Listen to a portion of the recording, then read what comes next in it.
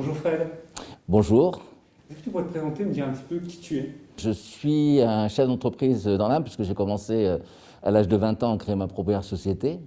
Et j'en ai maintenant 67 et j'en ai créé une cinquantaine dans 15 à peu près marchés différents. Alors justement, tu as créé récemment une nouvelle entreprise. Elle s'appelle Wally.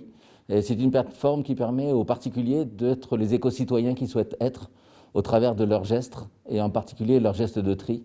Donc on leur indique au mieux comment mieux trier et surtout comment mieux acheter pour que leurs produits soient vraiment recyclés et vraiment pris en compte dans une économie circulaire. Nous, pour notre événement en fait, du 19 et du 20 novembre, on va parler de green commerce. Oui. Pour toi, c'est quoi le green commerce? Moi je vois deux aspects.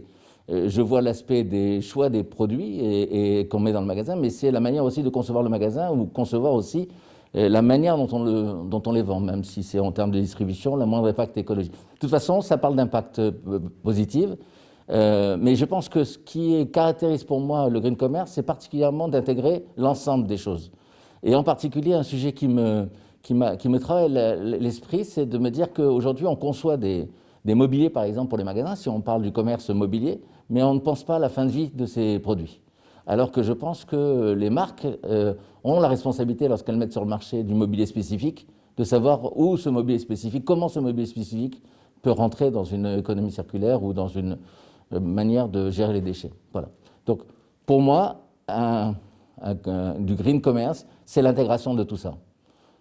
Et bien sûr, de la prise en compte de la conscience des consommateurs à vouloir avoir moins d'impact négatif sur la planète. C'est quoi tes projets dans les mois qui arrivent?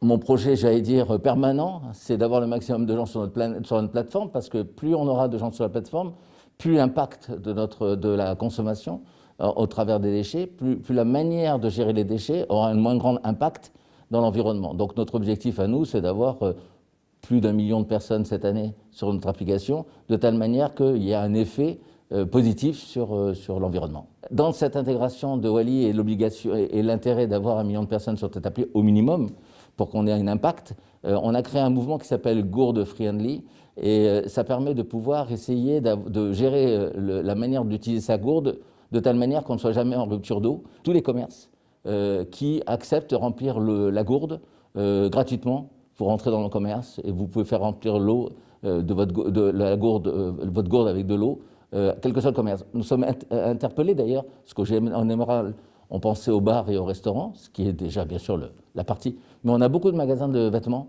qui ont accepté de rentrer dans ce mouvement de Gourde Friendly. Merci beaucoup. Merci.